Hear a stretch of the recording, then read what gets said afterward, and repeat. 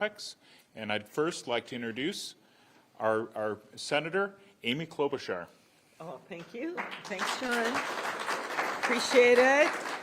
Thank you so much. We just had a great meeting out there with education leaders, both principals and teachers, and hearing from school board members. Thank you. Just about exactly what's happening and the effect this has had on the bigger community, but specifically on the families who have kids in the Duluth schools. So I just want to thank all of you for being out front on this. This has been something that's been hitting our entire state, and thank you, Tom and Marisa, who's behind me, for the work that they're doing to keep our kids safe. I think what you've seen is that once again, Minnesota is the center of America's heartbreak, but we're also the center of America's hope and courage. And that means everything from 50,000 people down in the Twin Cities, with, by the way, teachers as well, peacefully marching to support their neighbors, to quietly delivering food, to making sure kids are safe at schools. So there's things that are done in really loud ways, but there are also things that have done that are courageous in quiet ways as well. And I know we deal with that in our own office. We have Rachel is here, whose mom happens to be on the school board as well. So I've got like an inner side view of everything. And Megan, our state director's right there. We've actually had hundreds and hundreds of cases in our office that we're handling. Some of them are some of the famous cases, like the 2-year-old that was brought to Texas while the court case was ongoing, and they tried to stop, and they still sent the 2-year-old to Texas, and we were able to get her back early the next morning. And then some of them are people who are just legal citizens who were stopped and put in a car and brought to the detention center. And one of the things that's given us strength is that it's not just the metro that's standing up. It's places like Duluth. It's small towns like St. Peter's. And just you go all around the state, and people have been saying, wait, this isn't Minnesota. This isn't what we are. And that includes the educators here. The clear message is to get ICE out of our state. I believe you can have order at the border and you can have immigration enforcement, but not like this. And what's happened here, as you've probably learned, is over the summer, $75 billion, think of how much that would mean for this district, was added to the ICE budget, so they're now bigger than the FBI. And that has allowed them to hire people, many of whom haven't been trained well. They decreased the hours, the days of training from months and months to 47 days because Trump was the 47th president. And schools across our state and places across our state are seeing that ICE, in this case, is not making us more safe, it's making us less safe. You've all seen the photo of Liam, the 5-year-old, standing there scared in his blue hat with floppy ears and his Spider-Man backpack, being taken with his dad to Texas, and then in a strongly worded opinion from a Texas judge, released and brought back to Minnesota. And now the Justice Department has decided to appeal that case. So they're not giving up on that deportation of the 5-year-old. A 4th grader from Columbia Heights and her mom were detained by ICE on the way to school. They were sent to a detention facility in Texas where they held for a month before being released this week. Senator Smith and I visited the Whipple building, the detention center, here last Saturday, and met a number of the people, and 3 of the people we met had come back from Texas, just like these stories. They'd been sent down there and sent back. Federal agents have gone onto school grounds. They've detained staff. They've unleashed pepper spray on bystanders. Agents are following parents and their kids, yelling at principals. And here in Duluth, we know that school attendance is down, and staff resources, instead of being used on teaching kids how to learn and grow and maybe embracing, which we can still do, the excitement of the Duluthians in the Olympics and other fun things that you do if you want to build community pride, instead are being used, the school resources, for emergency planning.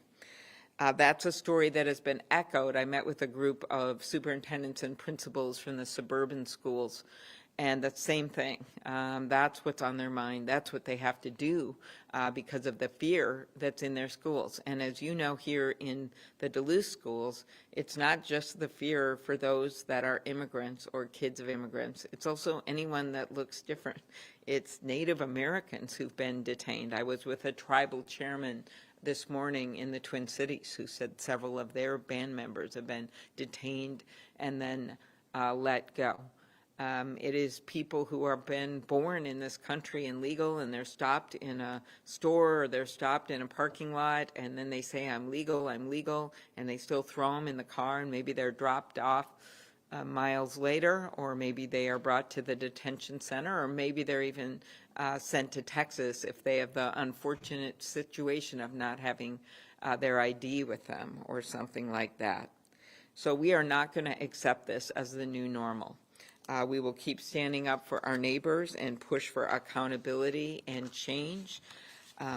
One way we do that is with our votes in Washington, D.C., but another way we do it is by asking others to stand up, police chiefs across the state. I know that Chief O'Hara, who's become something of folklore now out of Minneapolis, he has been probably the most visible one, but other chiefs have stood up, and in fact, the chiefs in Minnesota sent a letter.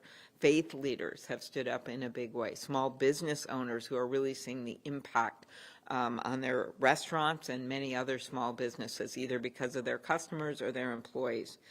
And then everyday people doing extraordinary things. School social workers and volunteers bringing food to families who fear for their safety, people driving other kids to school here in Duluth and across our state, rallying together to say ICE out.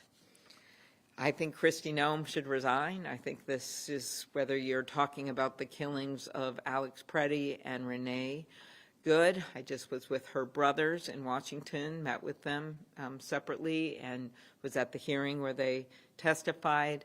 But we have to remember that in other horrific ways, this is happening every day to families. And one change, in addition to getting ICE out of our state, as you all know, there's a drawdown going on, and I talked to Director Homan at length a few days ago, and he's committed to this drawdown and continuing this drawdown. The sooner the better. But one change that could be made is what used to be the rule with immigration cases, that schools and other locations like hospitals and the like are safe places. This doesn't mean if a violent offender's running into the building. It was always exceptions to that, obviously. But that's not what we're talking about here. That's not what's happening here.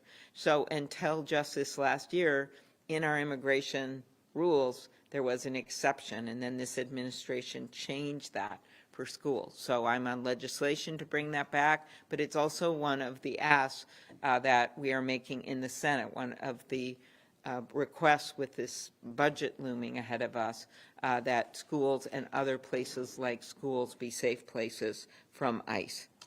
So I'm going to close with something John said, that the superintendent said a few days ago when this legal case was announced, and it's spot on, I think, about who we are in Minnesota. I'll be planning on using it on the Senate floor and immortalizing you forever in the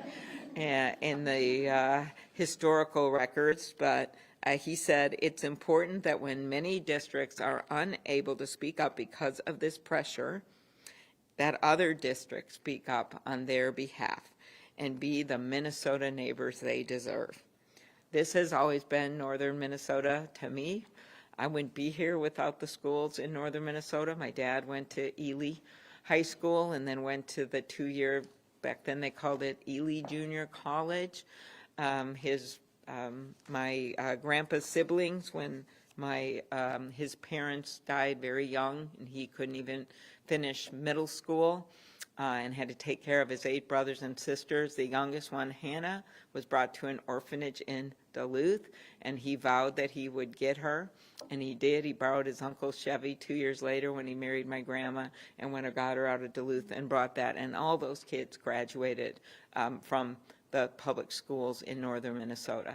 My mom was a teacher in the public schools until she was 70 years old, and I wouldn't be standing up here without teachers and the power of education. And so what you're doing right now for, what did Bruce Springsteen say, the strangers in our midst and people that you may not even know, that may not remember your name, is what this part of the country and this part of Minnesota has been doing forever. So thank you for that. Okay. All right. Okay, thank you. Thank you so much, Okay, thank you. Senator. I'll Really, sit here. I'll really give you room, appreciate it. No, Superintendent.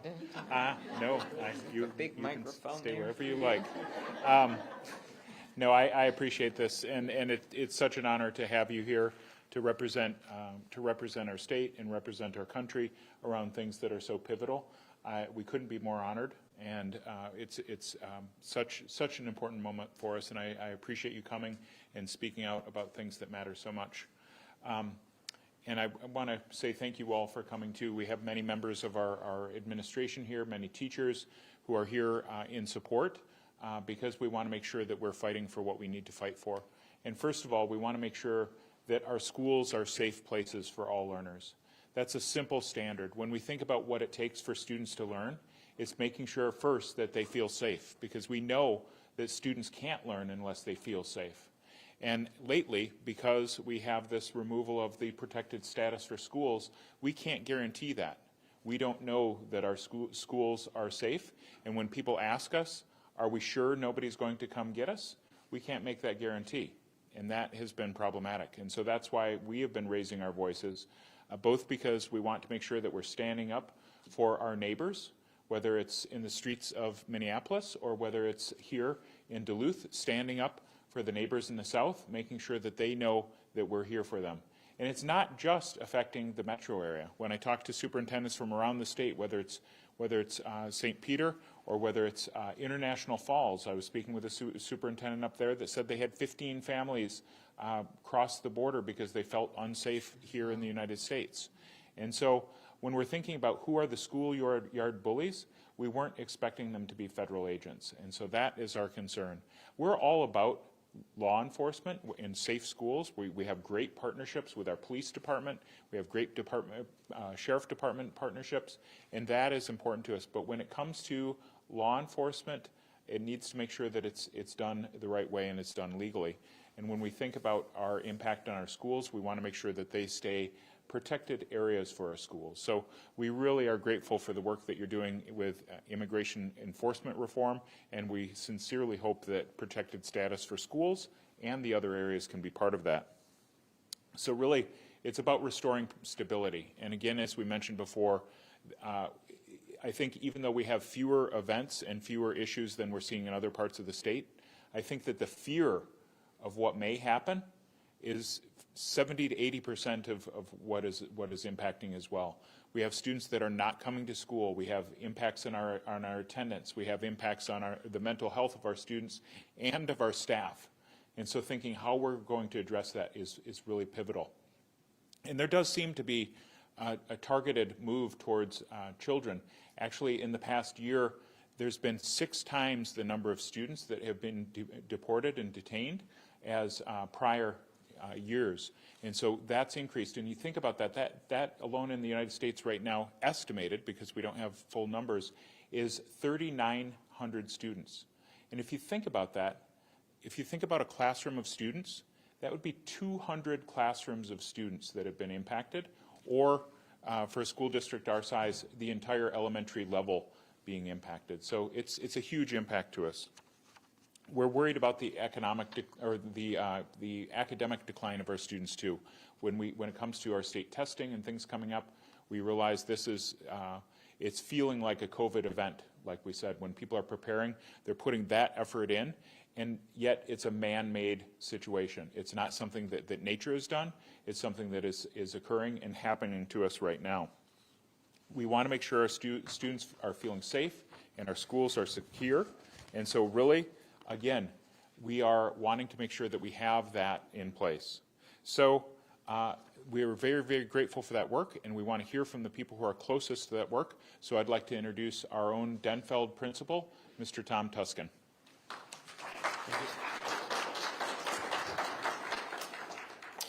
Good afternoon.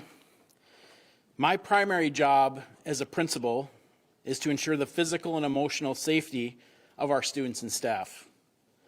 Maintaining a sense of safety has never been more challenging. As a public school, we educate all the students that come to our door, regardless of circumstance. We do our very best to provide an environment that they can be educated in.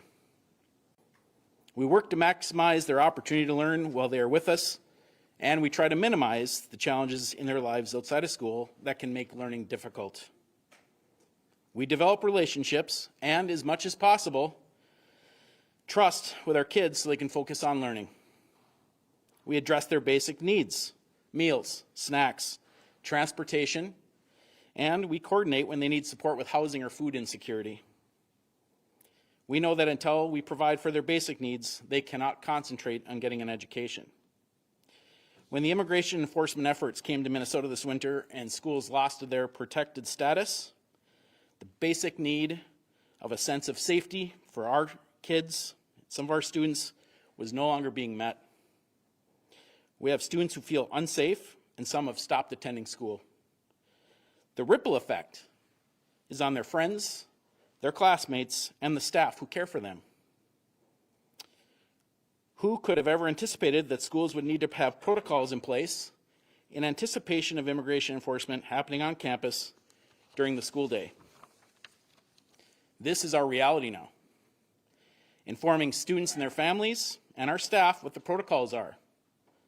Developing plans to educate students who feel unsafe, not just while they travel to and from school, but while they're in school. Not being able to find the words to support the students, the staff, and their families who are anxious and scared. The challenges of running a high school are numerous. I relish the day when I will be able to return my whole focus to increasing attendance, improving our school climate, and watching our kids cross the stage in greater numbers when they graduate. This will be more possible when all of our kids come to school with one less thing to worry about. So since I have the opportunity to speak to you, I want to thank our students, families, and staff for navigating this uncertainty with grace and vulnerability, because that's what we do in Duluth Public Schools and at Denfeld High School, as they put their trust in our school and our district to support them through this. And specifically to our kids and our families, we're here for you, we care deeply for you, and we will navigate this difficulty together. Thank you.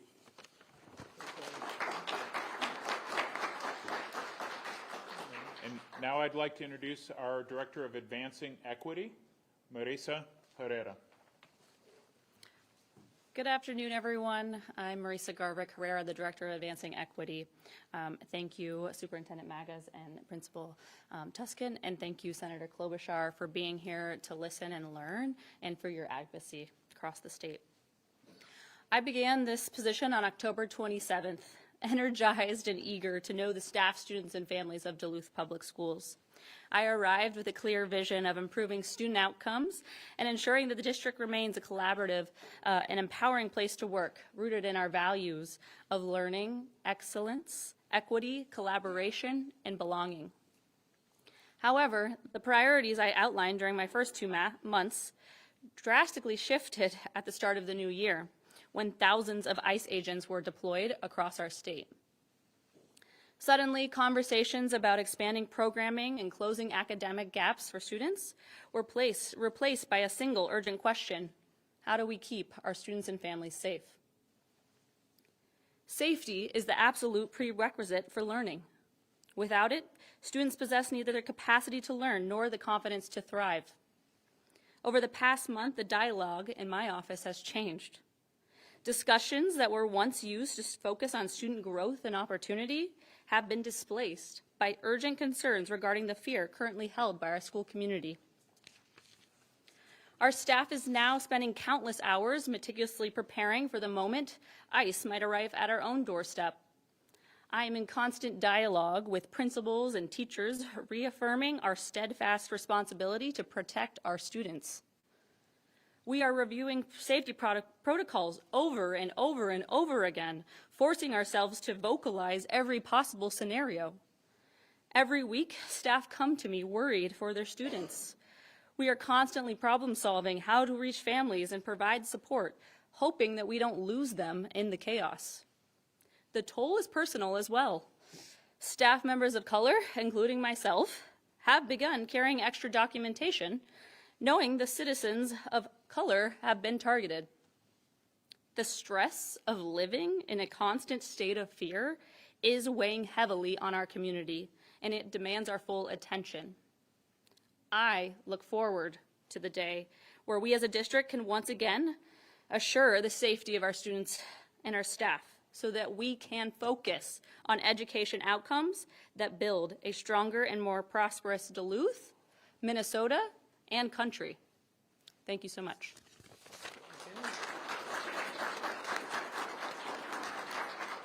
And now we'll be available for any questions. Yeah, anything on topic from the press?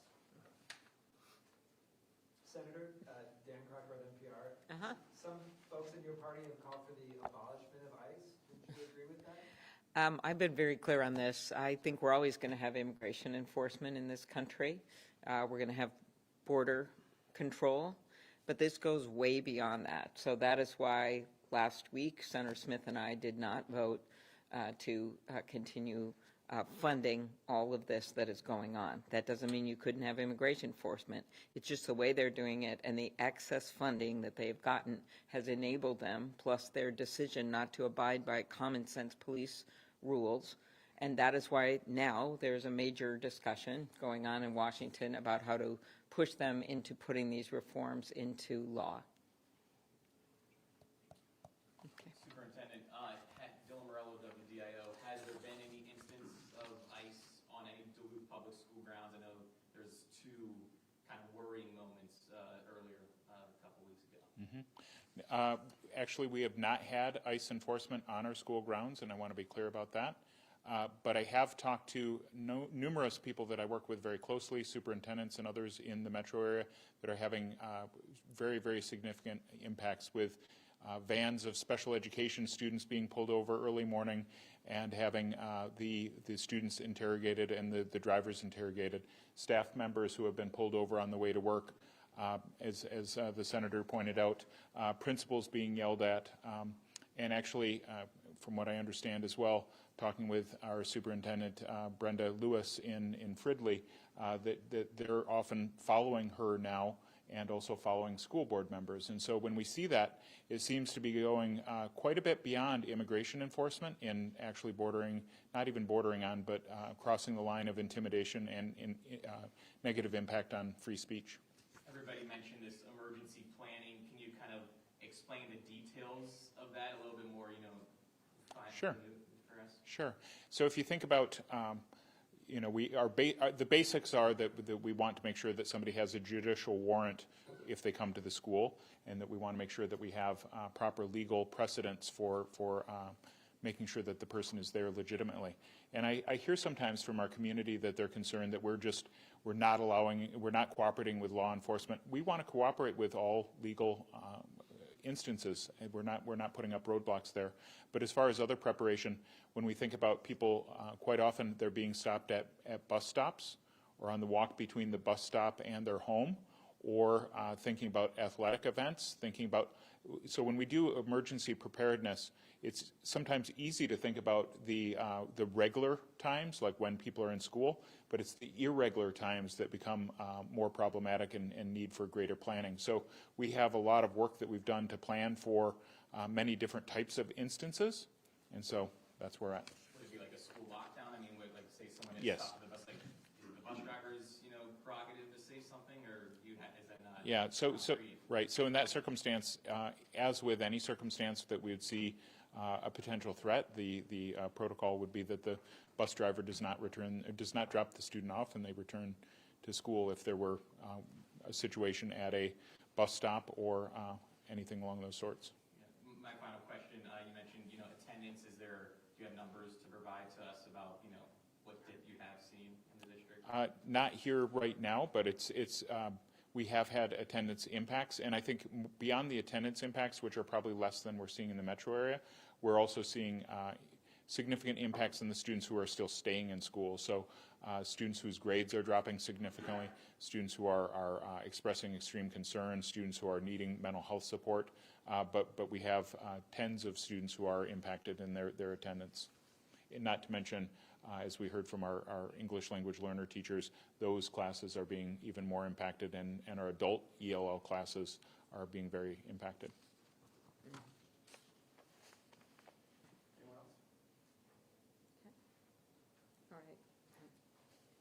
All right. Emma? Emma Backman,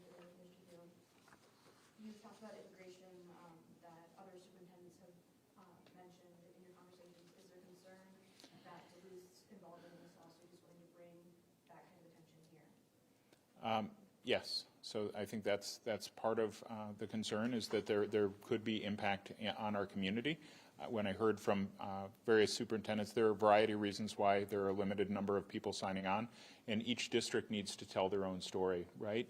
It depends. Some schools are having their affected communities reach out to them and say, don't bring further impact, don't draw further attention to us.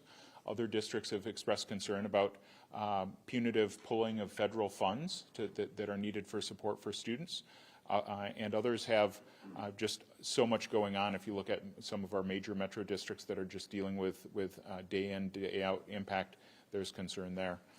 We also realize that this is a lawsuit that we hope has impact, but it may not have final impact. But we realize that from also a symbolic standpoint, it's important, not just a legal standpoint.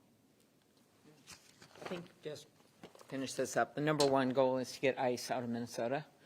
And they have committed to do this, and they need to do it now, not a month from now, not 2 months from now. They've had plenty of time to go after what they call the worst of the worst. We are not here at this moment when we look at that little boy with that floppy blue hat talking about the worst of the worst. Far the opposite. And I've long supported legal immigration reform, which would allow us, especially in areas in greater Minnesota, to be able to have enough workers in areas like agriculture and hospitality, specifically healthcare. And this is really going the opposite, because it's actually scaring people who can legally work. They're either on a green card, or they've gotten their citizenship, or they are on a temporary status. They're actually scaring those people from going to work, and their kids from going to school as well. So it's unbelievable to me, instead of just simply focusing on border policy and violent offenders, that they have taken this to this degree, that it's going to set economies back, not just in Minnesota, but across the country, if this doesn't stop. Senator, you envision the lawsuit succeeding? That I was once a lawyer. No, I still am.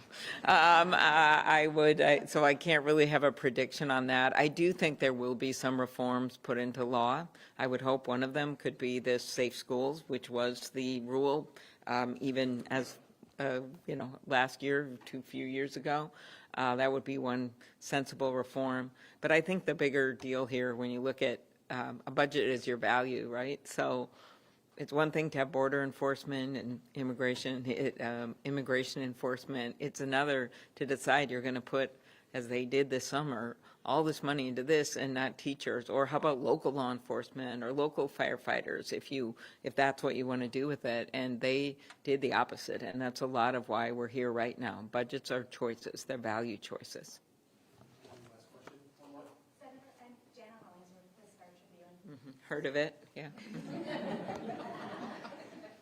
wondering what your thoughts are on this sort of exodus of attorneys from the U.S. Attorney. Good question. So I know a lot of those attorneys, and in my prior life, I was the Hennepin County attorney before I became senator. A number of my lawyers went on to work there, and I'm personally friends with some of the people there. This office is a jewel of an office in the country. This is the office that 2 years in a row won the Attorney General of the United States Award for the best major cases brought. And one of them in particular was a huge case involving sex trafficking in other countries, and they were able to put this together. And a number of the people that left were part of that team. And that is through Democratic and Republican presidents that we've been able to keep that office so strong. So the people that have left have been the leaders in the office. It was Joe Thompson, who I had actually recommended to the Trump administration to serve as the acting, and they did it.